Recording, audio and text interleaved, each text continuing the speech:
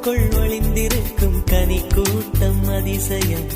வண்ணத்து பூச்சி உடம்பில் ஓவியங்கள் அதிசயம். துணை செல்லும் காற்று மெல்லிசையாதல் அதிசயம். குருநாதர் இல்லாத குயில் பாட்டு அதிசயம். அதிசயமே அசந்து போகும் நீ எந்த அதிசயம்.